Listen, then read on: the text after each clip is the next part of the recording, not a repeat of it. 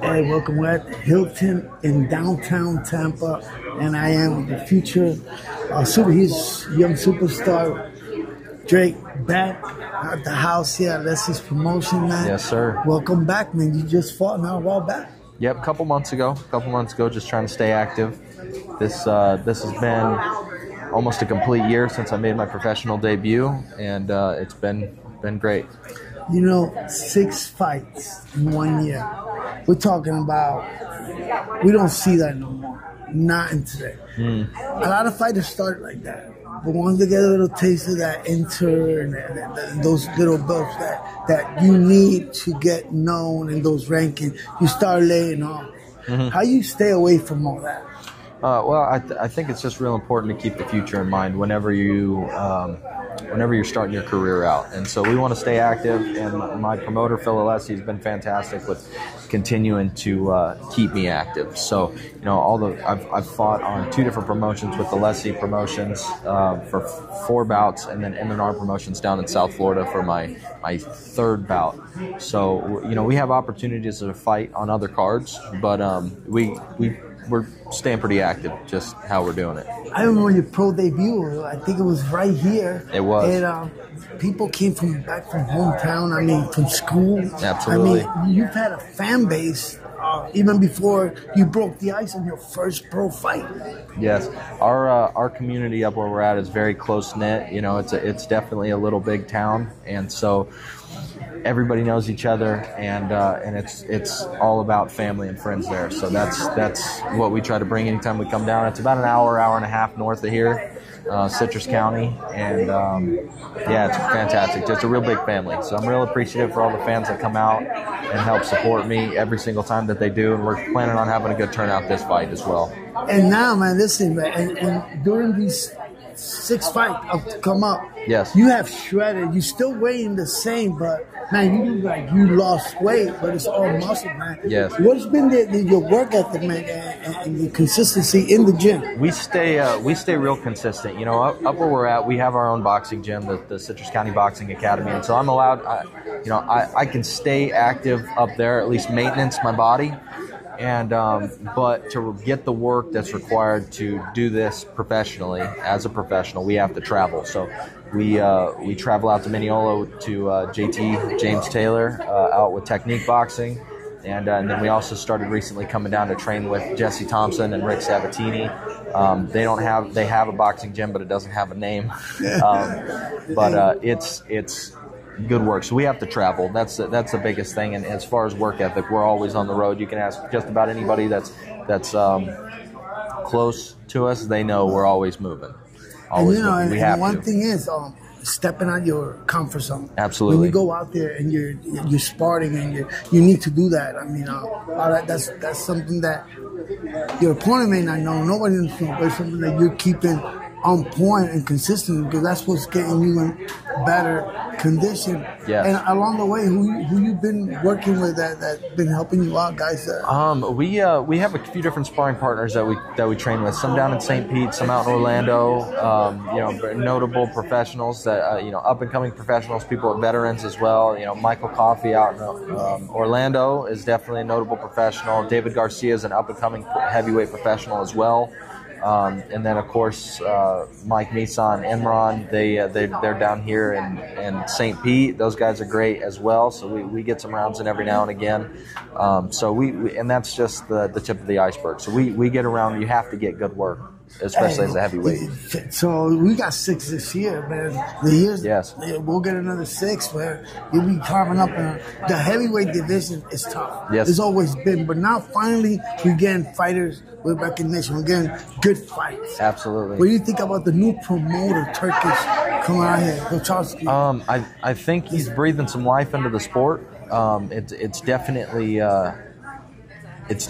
good to see these fights happen that people have wanted to see, and I feel like that's what anybody that's a boxing fan, that's what they want to see. They want to see the best versus the best, and he has the ability to do that, and so he gets it going. So they're doing a really good job with that. Hey Drake, and you know me, I'm gonna ask you because I got to keep it like Bruce Lee, transparent like water. Absolutely. You know, competition-wise, when are you going to step up with that competition where, you know, now after 6, because you're fighting so consistent, and that's exactly what you want to do. You want to fight competitors so you can build your own legacy. Absolutely. So the biggest thing, the most important thing that we've been trying to focus on the last year or so has been activity. We want to get activity, and then over the next few months, most likely we're looking at maybe having another bout by the end of the year. But the next few months, we want to take some time to develop properly, so that way when I come into my next bout, there's less things that I have to improve. So that's one of the reasons why we train down here in St. Pete. We've got a couple fantastic coaches that are very good intellects with great minds. The other thing too is this is going to be it's a little bit of a step up because my last 5 bouts have been 4 rounds. This is going to be my first 6-round fight. So getting those bigger, getting to the point where I can fight more rounds will improve the competition, because only quality competition is going to compete for a longer amounts of time, more rounds. And definitely, you know, and that's it. You're getting your work in. Yes. I mean, you only been in distance one time. Yep. I mean, but you get a quick knockdown, you get back to the gym and you try to get back in. That's what you got in 6 fights. Yes. And that's the man.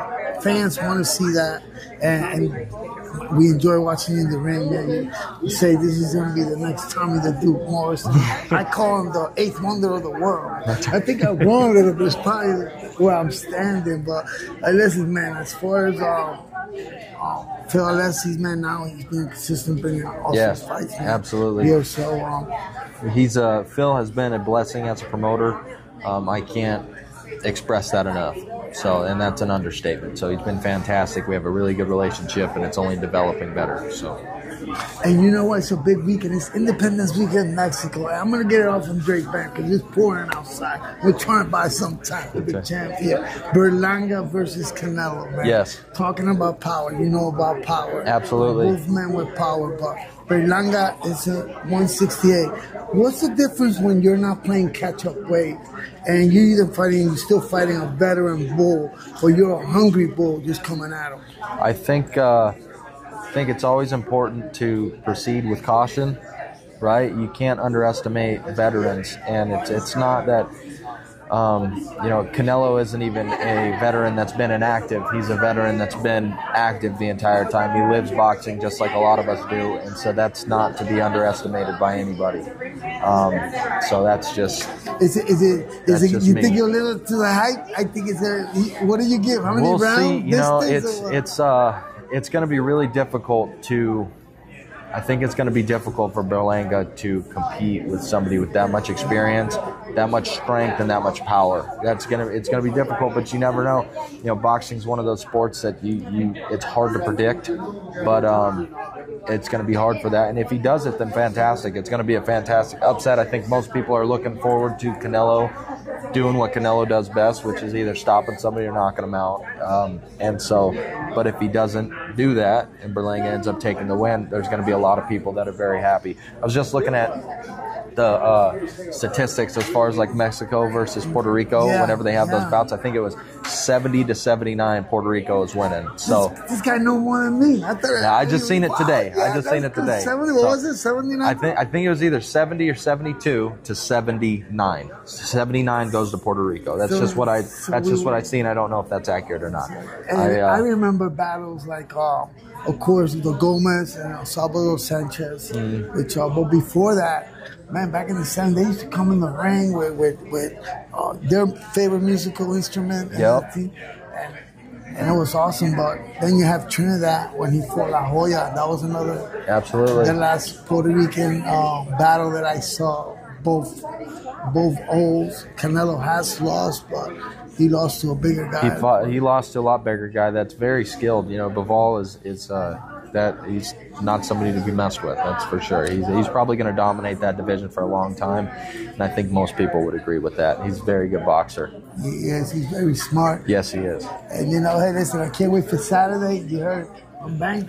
I think it's going to be a knockout, but I'm not predicting who knockout. You know, I like fighters that I just hope that they live up to the hype. Absolutely. And they fight. But tomorrow night here, we're going to have a great card. Yes, this man right here, 8th wonder of the world. straight back. We'll be fighting in the car, man.